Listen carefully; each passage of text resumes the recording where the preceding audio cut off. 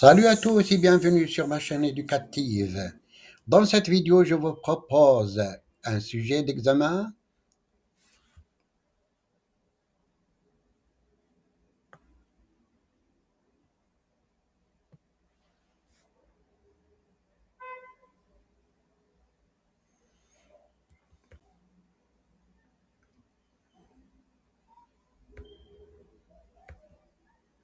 Salut à tous et bienvenue sur ma chaîne éducative. Dans cette vidéo, je vous propose un sujet d'examen et une expression écrite inspirée de Le dernier jour d'un condamné pour vous aider à mieux comprendre l'œuvre et à réussir vos devoirs.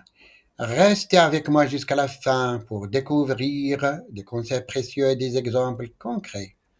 Pour le niveau baccalauréat 1, un type d'examen de français, le texte, c'est le chapitre 40 et chapitre 41.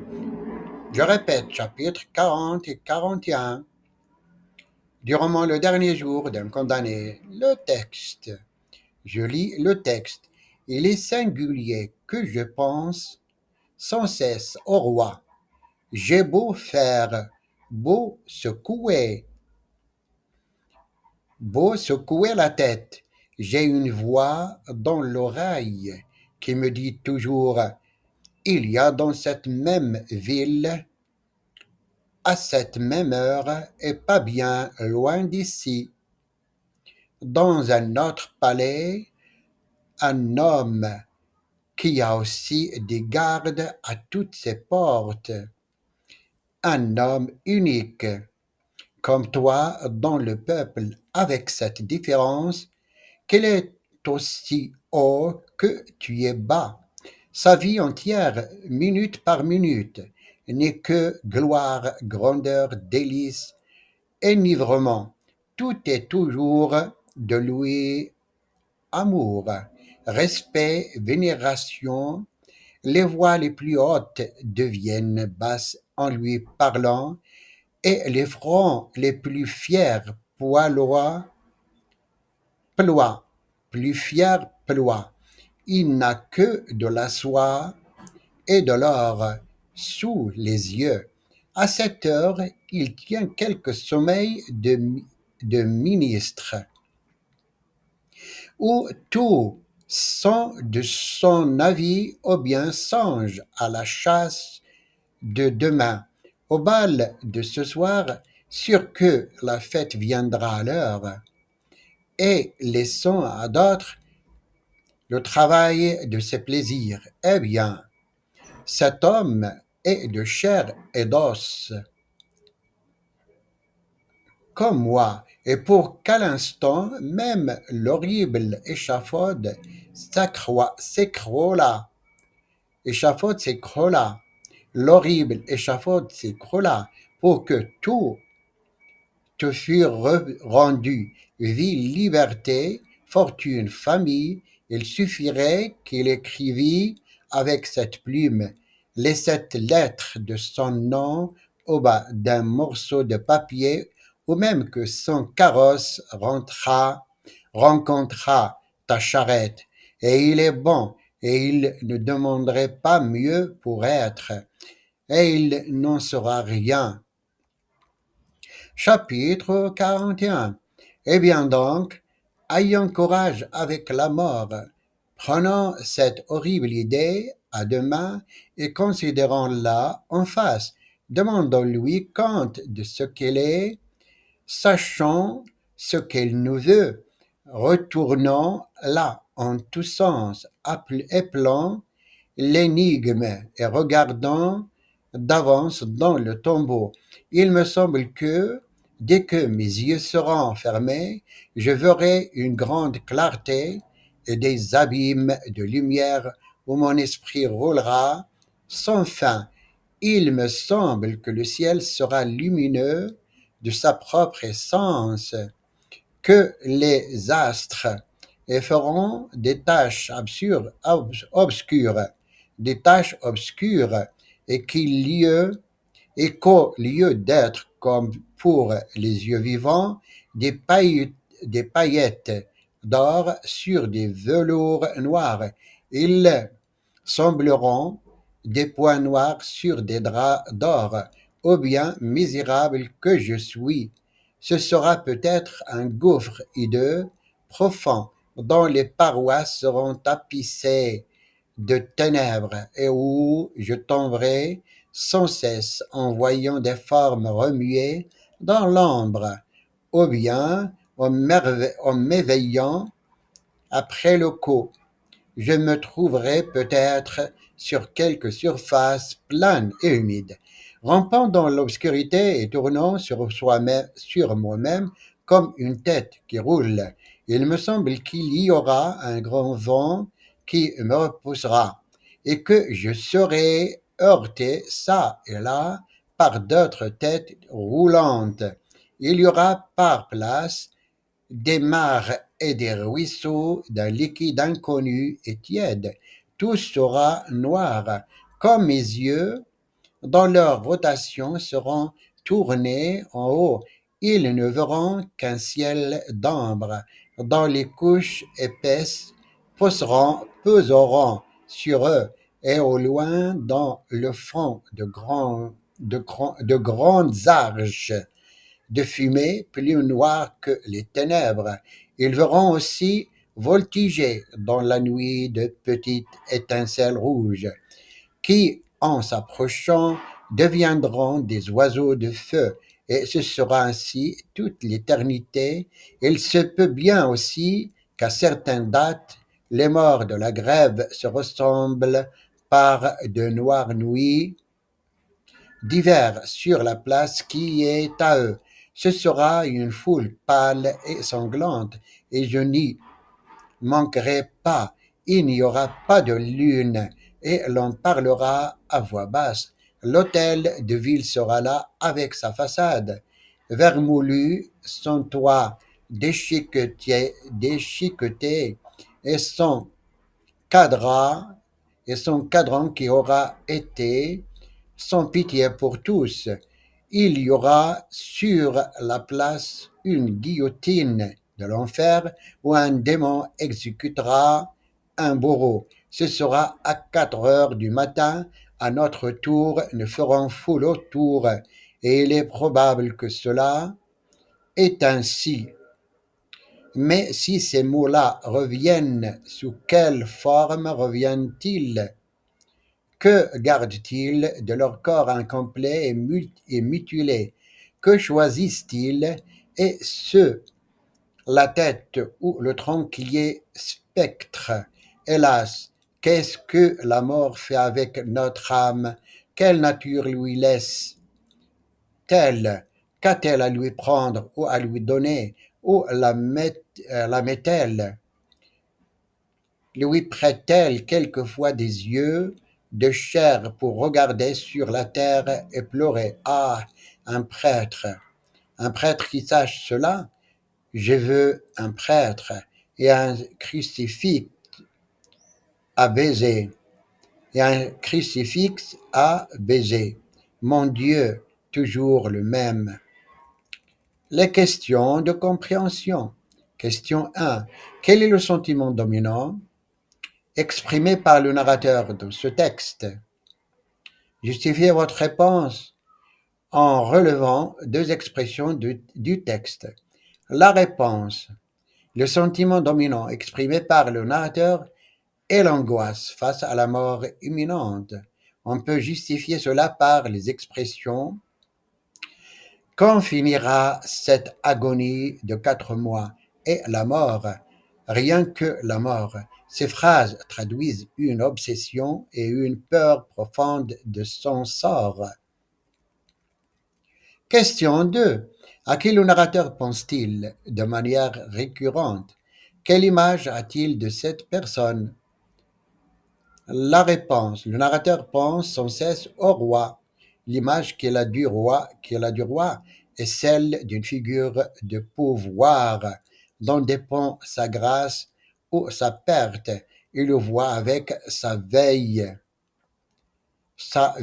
tête pâle avec sa perruque à boucles blanches et le perçoit comme un spectre de mon salut ou de ma perte.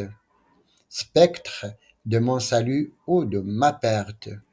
Question 3. Quelles sont les étapes qui semblent inéluctables pour le narrateur? Question 3. Quelles sont les étapes qui semblent inéluctables pour le narrateur? Citez-en 3. La réponse. Les étapes qui semblent inéluctables pour le narrateur sont l'attente de la mort, la supplice avec les cheveux coupés, les mains liées de la robe rouge et l'échafaud. Question 4. Le narrateur essaie de se souvenir de moments heureux. Pourquoi cette tentative est-elle vaine? La réponse. Cette tentative est vaine car la pensée de sa condamnation à mort revient sans cesse, le hanter, traversant son cerveau comme un éclair avec la terrible perspective. Dans 6 semaines, ceci. Cette pensée obsédante anéantit toute tentative de réminiscence joyeuse. Question 5. Quelle est la dernière requête du narrateur à la fin de l'extrait? Qu'est-ce que cela révèle de son état d'esprit?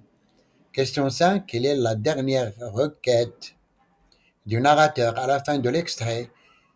Qu'est-ce que cela révèle de son état d'esprit? La réponse. La dernière requête du narrateur est Je veux un prêtre et un crucifix à baiser.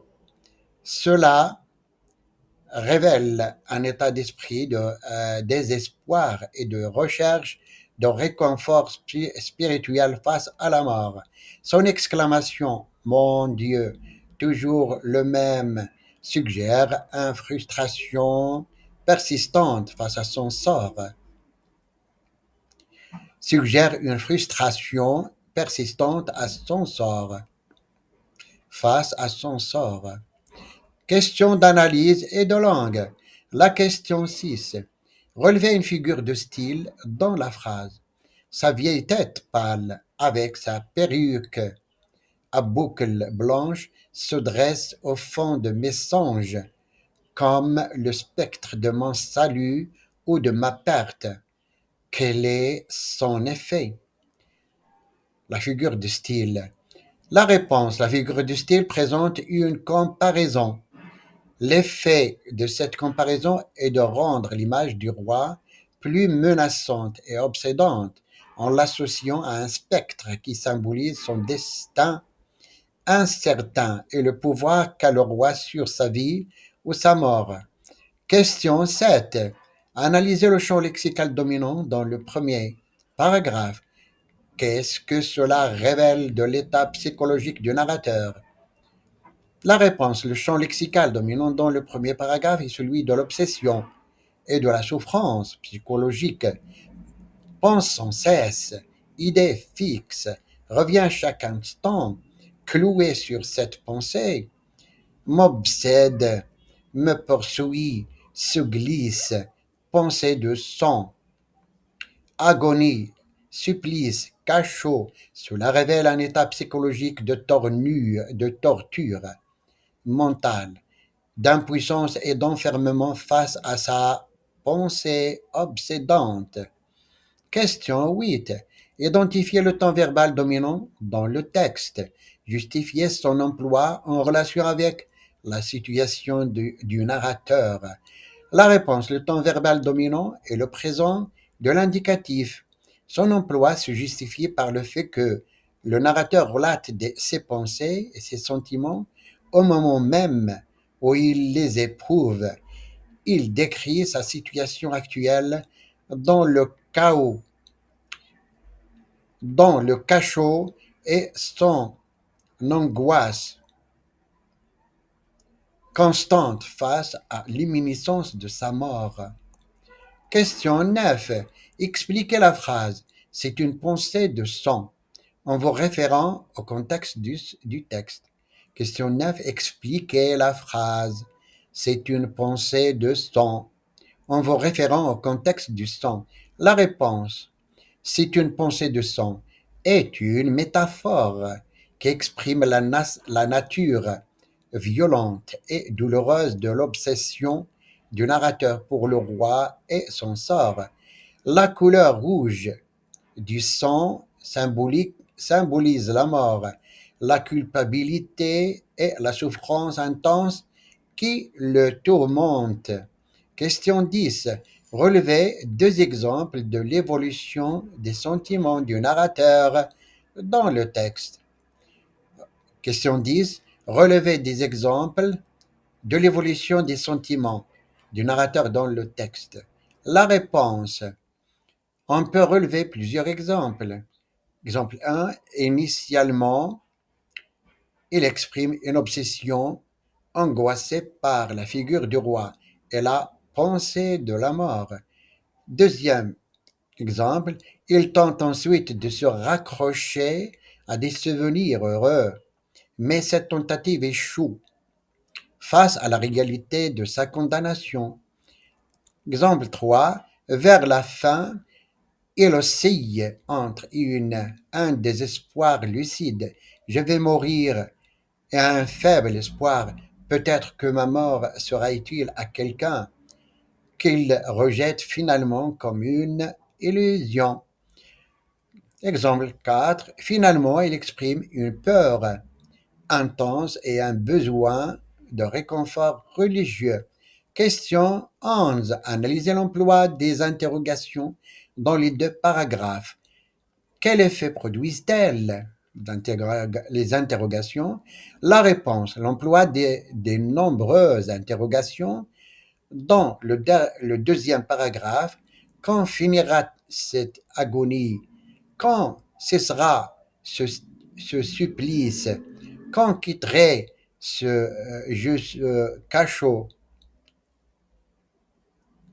Quand quitterai-je ce cachot? Quand mourrai-je? Qu'ai-je fait? Quoi introduit l'angoisse intense, l'impuissance et le désarroi du narrateur face à sa situation. Elle souligne son obsession douloureuse et son incapacité à échapper à la pensée de sa mort prochaine. Question 12. Comment le narrateur qualifie-t-il la mort qui l'attend? Relevez les adjectifs employés. La réponse. Le narrateur qualifie la mort qui l'attend de infâme, honteuse et marquée. Ces adjectifs soulignent non seulement la dimension physique et son exécution, le supplice, mais aussi la dégradation sociale et morale qu'elle représente pour lui. Question 13. Expliquez l'expression. C'est une pensée de sang. Or, quand finira cette agonie de 4 mois?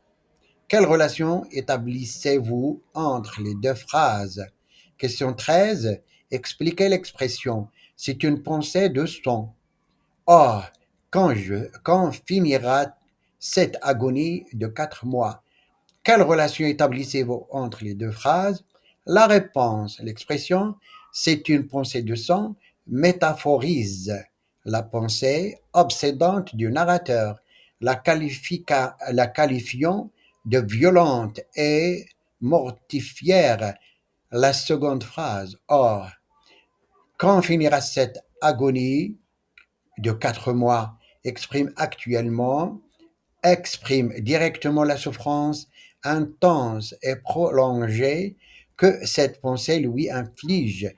La deuxième phrase est une conséquence directe de la nature de la pensée de son décrite dans la première. Question 14. À la fin du contexte, le narrateur évoque sa pauvre enfant, ses vieux parents et sa pauvre Marie. Qu'est-ce que cette énumération révèle? La réponse. Cette énumération révèle la profonde humanité et les liens affectifs du narrateur. Malgré sa situation désespérée, ses pensées se tournent vers ses proches, soulignant la déchirure de la séparation définitive et la perte qu'engendrera sa mort pour ceux qu'il aime. Question 15. Analysez l'utilisation de la première personne du singulier dans ce texte. Quel est son rôle dans la transmission des émotions? La réponse, l'utilisation constante de la première personne du singulier je pense, j'ai beau faire, il me semble, si je lis, si je prie, si je rêve, etc., permet au lecteur de se plonger directement dans la conscience du narrateur. Permet au lecteur de se plonger directement dans la conscience du narrateur. Cela crée une identification forte avec ses sentiments d'angoisse, de peur et de désespoir, rendant son expérience plus palpable et émouvante pour le lecteur. Sujet de production écrite. Énoncé. Le narrateur du texte exprime une obsession pour la figure du roi, qu'il perçoit comme liée à son destin. Dans quelle mesure pensez-vous que la figure du pouvoir politique, social, familial peut influencer psychologiquement un individu placé dans une situation de vulnérabilité? Je répète le sujet. Le narrateur du texte exprime une obsession pour la figure du roi, qu'il perçoit comme lié à son destin.